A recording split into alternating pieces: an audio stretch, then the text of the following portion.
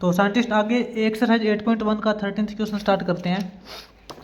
13th question की statement के according देखिए, ए मैन 160 सेंटीमीटर टॉल, एक आदमी है जो 160 सेंटीमीटर लंबा है, walks away from a source of light situated at the top of a pole 6 metre high.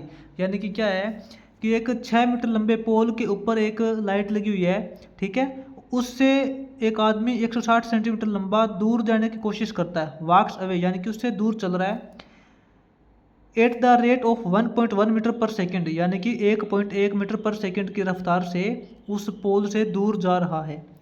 तो हमें यह बताना है कि how fast is the length of his shadow. आपको पता है कि जब कोई आदमी लाइट से दूर जाएगा तो उसकी जो शेडो है, लेंथ है, उसकी इंक्रीज होगी, यानी कि कितनी इंक्रीज होगी, वह ही is 1 metre away from the pole, जब वह पोल से 1 मीटर दूर होगा।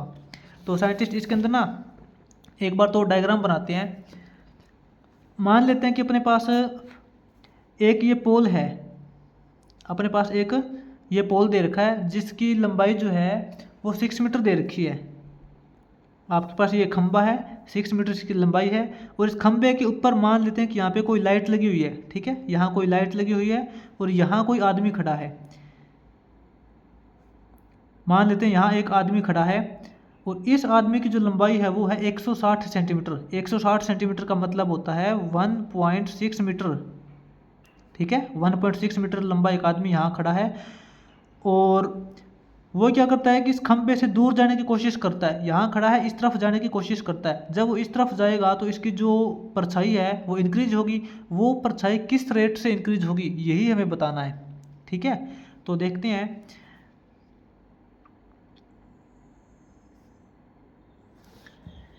ये लाइट लगी हुई है, लाइट से आदमी की जो परछाई बन रही है वो ऐसे इसकी परछाई बन रही है। ये जो आदमी है ये मान लेते हैं कि इस खंबे से x मीटर दूरी पे खड़ा है, x मीटर दूरी पे खड़ा है, और ये यहाँ से लेके यहाँ तक आदमी को चलता है जैसे कि y मीटर दूरी चल गया, ठीक है।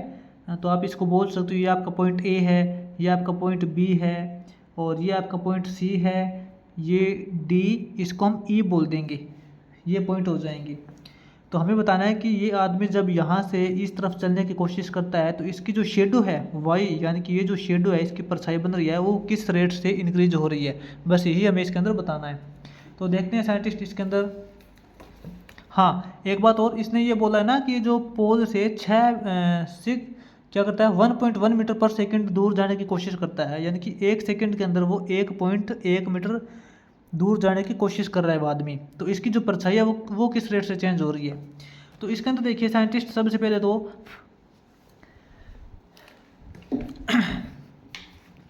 यानी कि हमें ये निकालना है dy/dt निकालना है। y क्या है, इसकी परछाई तो y है ना, यानी कि y का चेंज निकालना है विद रिस्पेक्ट टू टाइम।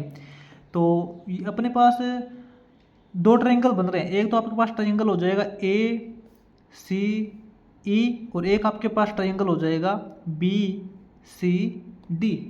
तो हम क्या करते हैं, एक अच्छे स्टेटमेंट लिख लेते हैं एक बार। एज ट्रायंगल अपने पास है ACE and BCD are similar. ये दोनों ट्रायंगल आपके पास सिमिलर हो जाएंगे, ये दोनों ट्रायंगल सिमिलर है। तो अपने पास सबसे पहले तो हम करेंगे फॉर ट्रायंगल ACE यानी कि ये ACE। इस ट्रायंगल के अंदर क्या करेंगे, अगर हम EA/AC करते हैं, यानी कि EA/AC करते हैं और ऐसे ही हम इस ट्रायंगल के अंदर करेंगे BCD के अंदर। अब हम करेंगे for triangle BCD, for triangle BCD के अंदर करेंगे तो आपके पास क्या हो जाएगा BD/BC।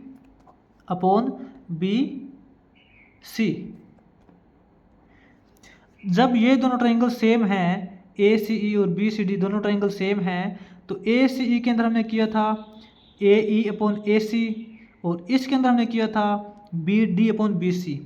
तो इसके अंदर अपने पास एक कॉमन रेशियो बन जाएगा साइड का। जब दोनों ट्रायंगल एक दूसरे के मतलब सिमिलर होते हैं, बिल्कुल समान तरीके से होते हैं, तो उनकी जो कोरेस्पॉन्डिंग साइड का रेशियो होता है वो भी सेम आता है।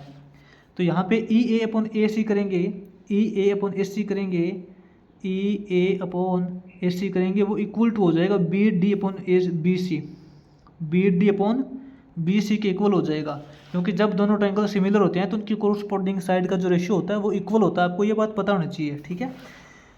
अब यहाँ देखते हैं साइंटिस्ट अपने पास ई ए क्या है। ई ए ये तो आपके पास 6 मीटर है ना, ये देखिए ई ए ये तो आपके पास 6 मीटर है, ये तो आपके पास 6 मीटर है अपॉन ए सी ये क्या है, ये x प्लस वाई है। x यहाँ से यहाँ तक जितनी दूरी पे आदमी खड़ा है, और y क्या है, y इस आदमी की परछाई है, यानी कि हम इसको x प्लस वाई लिख सकते हैं, x plus Y equal to B D क्या है, यानी कि बी डी ये तो इस आदमी की परछाई है, सॉरी आदमी की लंबाई है 1.6 metre, 1.6 divide by B C क्या है, y यानी कि इस आदमी की परछाई है, ठीक है। अब साइंटिस्ट हम इनकी ना क्रॉस मल्टीप्लाई कर लेते हैं, इनकी क्रॉस मल्टीप्लाई करेंगे तो क्या हो जाएगा, ये आपके पास हो जाएगा 6y हो जाएगा इक्वल टू ये आपके पास हो जाएगा 1.6 इंटू एक्स प्लस वाई, अपने पास ये रिजल्ट आ जाएगा। अब साइंटिस्ट हम ना इसके अंदर दोनों साइड डेरिवेटिव कर लेते हैं, क्योंकि हमें चाहिए क्या, हमें तो चाहिए D Y upon D T चाहिए ना। ये देखिए डेरिवेटिव ऑफ वाई यानी कि परछाई का जो डेरिवेटिव है with respect to time, time के साथ में परछाई है वो किस रेट से चेंज हो रही है, हमें तो D Y upon D T चाहिए। अपने पास अब जो इक्वेशन है वो एक्स और वाई की फॉर्म में आ चुकी है। यहाँ एक्स क्या है, एक्स ये है कि इस पोल से आदमी कितनी दूरी पे खड़ा है और आदमी है वो किस रेट से दूर जा रहा है, जितनी दूरी पे अब खड़ा है जब वो चलने की कोशिश करेगा तो एक्स को किस रेट से चेंज कर रहा है, पोल से खुद की दूरी को किस रेट से चेंज कर रहा है, इसी के ऊपर डिपेंड करेगी इसकी जो वाई है परछाई है वो किस रेट से चेंज हो रही है, ठीक है। तो हम यहाँ पे क्या करेंगे, टाइम के रिस्पेक्ट में दोनों साइड डेरिवेटिव करेंगे। यहाँ पे लिखेंगे differentiation both side with respect to time, time के साथ में जब हम दोनों साइड डेरिवेटिव करेंगे तो क्या हो जाएगा, ये तो 6 है, 6 तो कोफिशिएंट है, y का डेरिवेटिव करेंगे तो ये तो D Y upon D T हो जाएगा इक्वल टू ये 1.6 ये इसका कोफिशिएंट है, x प्लस वाई का डेरिवेटिव करेंगे टाइम के साथ में तो ये आपके पास D X upon D T हो जाएगा, प्लस में y का डेरिवेटिव करेंगे तो D Y upon D T हो जाएगा। लेकिन साइंटिस्ट ये देखिए D X upon D T क्या है, कहने का मतलब क्या है, D X upon D T X के अंदर चेंज कितना है टाइम के साथ में, यानी कि ये जो आदमी है वो किस रेट से दूर जा रहा है पोल से। इसने पहले से दे रखा है कि ये जो आदमी है वो 1.1 मीटर पर सेकंड की स्पीड से इस पोल से दूर जा रहा है, यानी कि ये जो एक्स के अंदर कितना चेंज हो रहा है पर सेकंड 1.1 मीटर का चेंज हो रहा है। तो यहाँ पे हम लिखेंगे जो अपने पास D X upon D T है टाइम के साथ में एक्स कितना चेंज हो रहा है, वो हो रहा है 1.1 मीटर पर सेकंड, और ये जो है हमें दिया हुआ है, ये वैल्यू हमें D X upon D T दी हुई है। तो यहाँ पे D X upon D T की जगह ये वैल्यू पुट करेंगे तो अपने पास क्या रिजल्ट निकल के आएगा, देखिए 6 इंटू ये D Y upon D T हो जाएगा इक्वल टू ये अपने पास हो जाएगा 1.6 into D X upon D T की जगह हम पुट करेंगे 1.1 प्लस में ये अपने पास हो जाएगा D Y upon D T.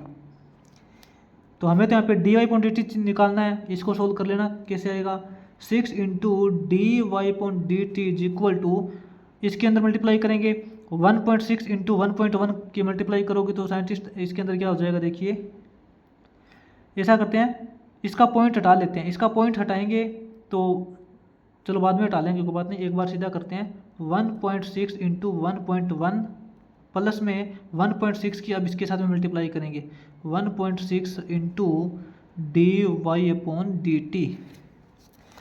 अब इसके अंदर साइंटिस्ट जो D Y upon D T वाली टर्म है उसको हम एक तरफ कर लेते हैं, इसको अलग करेंगे तो this value minus this value हो जाएगी, तो D Y upon D T अपने आप ही अलग हो जाएगा, ठीक है। तो क्या करेंगे 1.6 इंटू 1.1 को हम अलग करेंगे तो ये अपने पास हो जाएगा 6 into D Y upon D T, ये माइनस में हो जाएगा 1.6 into D Y upon D T.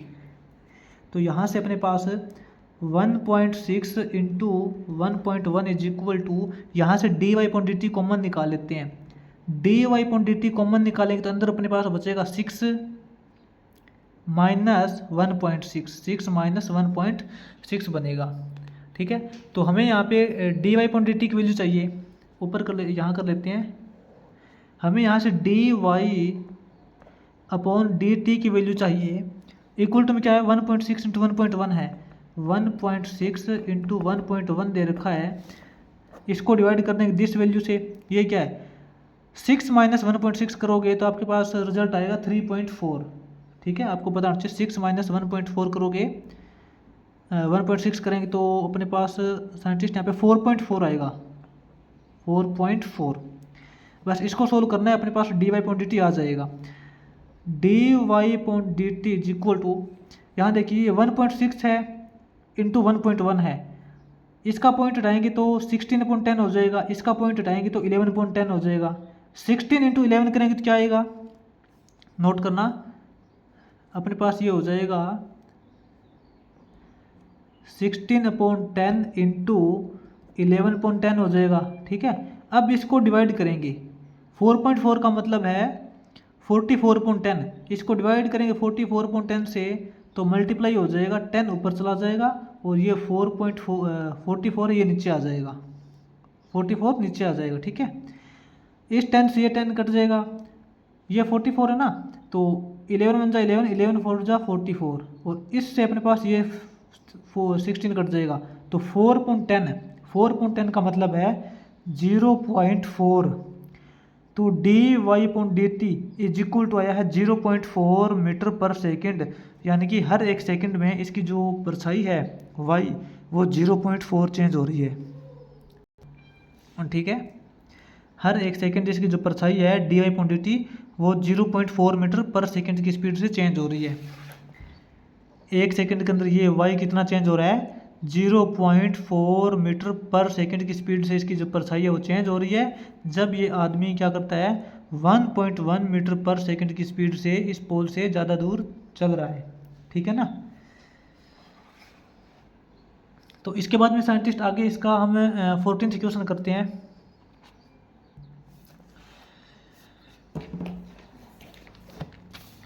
Fourteenth question की स्टेटमेंट देखिए साइंटिस्ट, इसने बोला है a particle moves along a curve y is equal to 2/3x³ + 1। Scientist एक कर्वेचर दे रखा है, ठीक है, y is equal to this function है और एक कर्व है, find the point on the curve. हमें इस कर्वेचर के ऊपर एक ऐसा पॉइंट निकालना है एट विच जिसके ऊपर the y coordinate is changing twice as fast as the x coordinate. एक ऐसा पॉइंट निकालना है जिस पॉइंट के ऊपर इसका जो y कोऑर्डिनेट है वो x कोऑर्डिनेट के मुकाबले दोगुना यानी कि दोगुनी स्पीड से चेंज हो रहा है। ठीक है, तो साइंटिस्ट इसके अंदर ना हमेशा मान लेते हैं कि ये आपके पास कोई भी x एक्सिस और y एक्सिस होती है। ठीक है, आपको वैसे बनाने की ज़रूरत भी नहीं है, लेकिन आपको थोड़ा समझ आ जाए इसलिए बना के दे रहा हूँ। इसके ऊपर साइंटिस्ट कोई भी कर्वेचर मान सकते हो, ऐसी कर्वेचर है कोई भी, ठीक है, ऐसी कोई कर्वेचर है। तो इसके अंदर कर्वेचर किस टाइप से है कि y is equal to 2/3x³ + 1, इस टाइप का कोई कर्वेचर है। जैसे जैसे हम इसके अंदर x की वैल्यू डालते जाएंगे उसके अकॉर्डिंग y की वैल्यू निकलती जाएगी। आपके पास कोई ऐसा कर्वेचर दे रखा है और हमें निकालना क्या है, हमें इस कर्वेचर के ऊपर एक ऐसा पॉइंट निकालना है जिस पॉइंट के ऊपर जो y है वो x के मुकाबले दोगुना यानी कि ट्वाइस स्पीड से चेंज हो रहा है। ठीक है, तो साइंटिस्ट इसमें सबसे पहले तो आप ये देखिए कि आपका कर्वेचर दे रखा है, वो क्या दे रखा है, y is equal to 2/3x³ + 1, ये आपको कर्वेचर दे रखा है। तो इसके अंदर हम दोनों साइड डेरिवेटिव करते हैं, डिफरेंशिएशन करते हैं बोथ साइड, तो आपको पता लग जाएगा कि y का डेरिवेटिव टाइम के साथ में यानी कि टाइम के साथ में y है वो किस तरीके से चेंज होता है और टाइम के साथ में x है वो किस तरीके से चेंज होता है। ठीक है, दोनों साइड टाइम के साथ में जब हम डेरिवेटिव करेंगे तो यहाँ पे लिखेंगे differentiation both side with respect to time. Time के साथ में जब दोनों साइड डेरिवेटिव कर रहे हैं तो अपने पास ये आता है dy/dt, ये आता है इक्वल टू यहाँ 2/3 ये तो कांस्टेंट वैल्यू है, x³ का डेरिवेटिव करेंगे तो पावर का डेरिवेटिव सबसे पहले पावर आगे आ जाएगी 3x² रह जाएगा, प्लस में 1 का डेरिवेटिव करोगे 0 हो जाएगा। ठीक है, इसको छोड़िए, तो 3 से 3 कैंसिल, तो यहाँ पे अपने पास क्या है dy/dt, टाइम के साथ में y का जो डेरिवेटिव है वो किसके इक्वल आया है, वो आया है 2x², 2x², इसके इक्वल आया है। लेकिन क्वेश्चन के अकॉर्डिंग हमें क्या सिचुएशन दे रखी है, नोट करना, अकॉर्डिंग टू गिवन कंडीशन, जो हमें कंडीशन गिवन है उसके अकॉर्डिंग हमें सिचुएशन ये दे रखी है कि ये जो कर्वेचर है इसके अंदर y जो है dy/dt, हमें इसके अंदर कोई ऐसा पॉइंट निकालना है जहाँ पे y का डेरिवेटिव है वो x के डेरिवेटिव से 2 गुना है, dx/dt। ठीक है, आप क्वेश्चन को ध्यान से पढ़ना, उसके अंदर आपको सिचुएशन मिल जाएगी कि कोई एक ऐसा पॉइंट निकालना है। मान लेते हैं कि ये पॉइंट है, कोई दिक्कत नहीं है, कोई भी एक ऐसा पॉइंट है जिसके ऊपर जो y का डेरिवेटिव है dy/dt वो x के डेरिवेटिव से 2 टाइम्स ज़्यादा है। तो सीधी सी बात है, dy/dt को हम इक्वल टू 2 इंटू dx/dt लिख सकते हैं। ठीक है, तो यहाँ पे हम जब dy/dt की जगह ये वैल्यू पुट करेंगे, dy/dt की जगह हम पुट करेंगे 2 into dx/dt, 2 into dx/dt put करेंगे इक्वल टू 2x² है, 2x² है। ठीक है,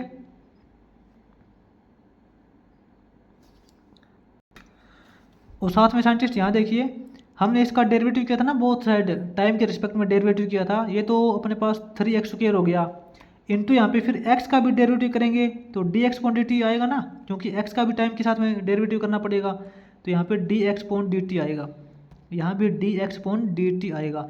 तो अब dx/dt से dx/dt कैंसिल हो जाएगा, और यहाँ पे 2 से ये 2 कैंसिल हो जाएगा, अपने पास क्या बचेगा, अपने पास बचेगा x² equal to 1, x² equal to 1 बचेगा। तो साइंटिस्ट अपने पास ये कंडीशन आ रही है कि x² इक्वल टू 1 है, इस तरीके से अपने पास डेरिवेटिव आया है।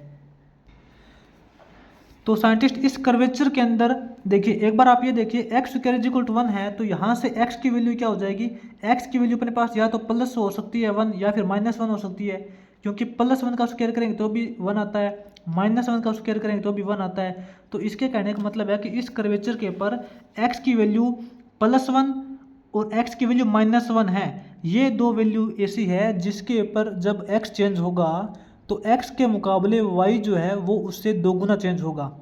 ठीक है, ऐसा पॉइंट कौन सा है, x के अंदर तो है +1 और -1, लेकिन y के अंदर कौन सा पॉइंट है, हमें जो ग्राफ दे रखा है y is equal to 2/3 into x³ + 1, ये ग्राफ दे रखा है। तो हम इसके अंदर चेक करते हैं, 8x is equal to 1 put करते हैं तो y का कौन सा पॉइंट आता है, और अगर हम 8x is equal to -1 put करते हैं तो y का कौन सा पॉइंट आता है।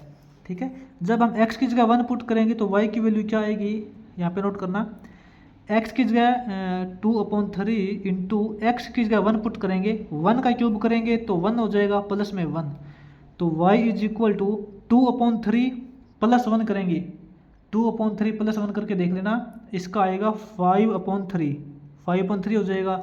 जब हम x की जगह -1 पुट करेंगे तो y क्या हो जाएगा, y is equal to 2/3 x³ x की जगह जब -1 पुट करेंगे, -1 का क्यूब करेंगे तो -1 ही आएगा, और +1 है, +1, तो y इज इक्वल टू क्या हो जाएगा, ये तो -2/3 + 1 हो जाएगा, -2/3 + 1 इक्वल टू क्या हो जाएगा, y इज इक्वल टू 1/3 हो जाएगा। तो साइंटिस्ट अपने पास ऐसे दो कोऑर्डिनेट आए हैं, जब x is equal to 1 put करते हैं, जब x is equal to 1 put करते हैं तो y की वैल्यू आती है 5/3, 5/3, एक तो आपके पास ये कोऑर्डिनेट आएगा, और एक आपके पास जब आप x की जगह -1 पुट करोगे तो y की वैल्यू 1/3 आएगी, एक आपके पास ये कोऑर्डिनेट आएगा। ये दो ऐसे पॉइंट है, इसके ऊपर मान लेते हैं कि ये x इज इक्वल टू 1 है तो y इज इक्वल टू 5/3 हो जाएगा, और इसके अलावा x इज इक्वल टू -1 तो आपको पता है इस तरफ ही हो सकता है कहीं ना कहीं।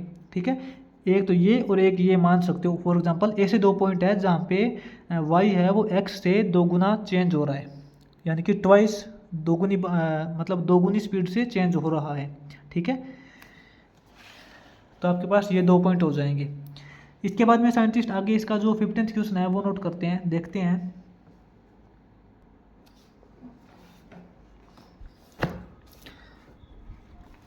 आगे साइंटिस्ट इसका लास्ट क्वेश्चन है 15th क्वेश्चन, देखिए इसने बोला है the radius of a cylinder is increasing at the rate of 2 centimetre per second and its altitude is decreasing at the rate of 3 centimetre per second.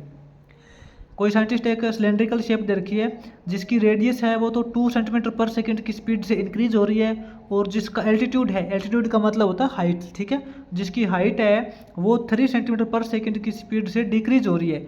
तो find the rate of change of its volume when radius is 3 centimetre and altitude is 5 centimetre. जब इस cylinder का radius 3 centimetre होगा और इसकी height है वो 5 centimetre होगी, उस टाइम पर इसकी जो वॉल्यूम है वो किस रेट से चेंज होगी, यही हमें फाइंड करना है। तो साइंटिस्ट आपको पता है जो सिलेंड्रिकल शेप होती है वो कैसे होती है। सबसे पहले हम इसकी सिलेंड्रिकल शेप बना लेते हैं।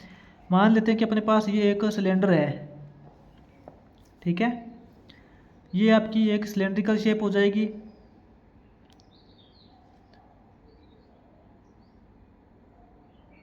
जिसकी ये यहाँ से लेके ये रेडियस होती है और ये इसकी हाइट होती है। ये इसकी रेडियस है यहाँ से यहाँ, और ये इसकी टोटल जो है वो हाइट है। अब इसने जो कंडीशन दे रखी है वो डायरेक्ट नोट करते हैं। इसने बोला है इसकी जो radius of cylinder 3 centimetre and 3 centimetre और हाइट है वो 5 सेंटीमीटर है। वो बाद की बात है, नोट कर लेते हैं। रेडियस ऑफ सिलेंडर दे रखी है इसने 3 सेंटीमीटर, और जो हाइट है एल्टीट्यूड जिसको बोलते हैं, हाइट ऑफ सिलेंडर इसने दे रखा है 5 सेंटीमीटर। और साथ में इसने क्या गिवन वैल्यू दे रखी है, इसने गिवन केस में दे रखा है dr/dt। टाइम के रिस्पेक्ट में जो रेडियस है वो कितनी चेंज हो रही है, वो हो रही है 2 सेंटीमीटर पर सेकेंड, ठीक है। और एक इसने दे रखा है dh/dt। टाइम के साथ में इसकी जो हाइट है वो कैसे चेंज हो रही है, इसको आप लिखोगे साइंटिस्ट -3 सेंटीमीटर पर सेकेंड, क्योंकि इसने स्टेटमेंट के अंदर दे रखा है ना, क्योंकि टाइम के साथ में इसकी जो हाइट है वो इंक्रीज नहीं डिक्रीज हो रही है। डिक्रीज का मतलब कम हो रही है, तो यहाँ पे माइनस का सिंबल लगाएंगे, क्योंकि हर सेकंड इसकी जो हाइट है वो पहले से कम हो रही है, कम के लिए माइनस, ठीक है। तो अब हमें निकालना है इसका वॉल्यूम का चेंज। तो यहाँ पे आपको पता है एज वॉल्यूम ऑफ सिलेंडर क्या होता है, वॉल्यूम को हम V लिखते हैं, और सिलेंड्रिकल पार्ट जो होता है उसकी वॉल्यूम निकालने के लिए फॉर्मूला होता है πr²h होता है। तो इसकी वॉल्यूम का चेंज कैसे निकालेंगे, टाइम के रिस्पेक्ट में dv/dt, टाइम के रिस्पेक्ट में वॉल्यूम के अंदर चेंज। पाई तो देखिए कांस्टेंट है, ठीक है, r² का डेरिवेटिव करेंगे, इसके अंदर देखना r भी चेंज हो रहा है और h दोनों चेंज हो रहे हैं, r और h दोनों चेंज हो रहे हैं। u/v का फॉर्मूला लगाएंगे यहाँ पे। सबसे पहले तो r² को एज इट इज पुट करेंगे, h का डेरिवेटिव करेंगे dh/dt, प्लस में अब हम h को एज इट इज पुट करेंगे, r² का डेरिवेटिव करेंगे, तो 2r हो जाएगा, इंटू r का डेरिवेटिव करेंगे तो dr/dt हो जाएगा, ठीक है। इसका जो dv/dt आएगा टाइम के रिस्पेक्ट में जो वॉल्यूम का चेंज है वो इक्वल टू हो जाएगा पाई इंटू r²। r और h की जगह हमें वो वैल्यू पुट करनी पड़ेगी किसी इंस्टेंट के ऊपर जो हमें दे रखी है, ठीक है। कोई ऐसा मतलब टाइम आता है जिसके ऊपर रेडियस है वो 3 सेंटीमीटर हो जाती है और जो हाइट है वो 5 सेंटीमीटर हो जाती है। तो r² पुट करेंगे, r की जगह 3 सेंटीमीटर पुट करेंगे तो 3 का स्क्वायर करेंगे 9 हो जाएगा, इंटू dh/dt, हाइट किस रेट से चेंज हो रही है, dh/dt -3 है तो यहाँ पे -3 पुट करेंगे, ठीक है। प्लस के अंदर h हाइट कितनी है साइंटिस्ट, जो इसने हाइट दे रखी है, यानी कि जब इसकी हाइट 5 सेंटीमीटर हो जाएगी तब इसका वॉल्यूम का चेंज निकालना है, यानी कि h की जगह 5 सेंटीमीटर पुट करेंगे, 2r करेंगे, r रेडियस कितना दे रखा 3 सेंटीमीटर, तो 2 × 3 करेंगे तो यहाँ पे डायरेक्ट 6 हो जाएगा, इंटू dr/dt करेंगे, रेडियस का चेंज कितना है, रेडियस का चेंज dr/dt दे रखा 2। तो ये साइंटिस्ट आपका वॉल्यूम के अंदर चेंज हो जाएगा, dv/dt क्या हो जाएगा पाई इंटू 9 3 जा 27, माइनस का हो जाएगा ना ये, क्योंकि माइनस का सिंबल दे रखा है, प्लस के अंदर यहाँ क्या हो जाएगा 5 2 जा 10, 10 6 जा 60, तो ये क्या कितना हो जाएगा 60 - 27 करोगे तो ये अपने पास आएगा 33 × पाई, 33 इंटू पाई। तो इसका जो वॉल्यूम है वो 33 इंटू पाई सेंटीमीटर क्यूब पर सेकंड की स्पीड से चेंज हो रहा है। ठीक है, ये इसका 15th क्वेश्चन हो जाएगा। इसी के साथ अपने जो 8.1 एक्सरसाइज है वो भी कंप्लीट हो जाएगी।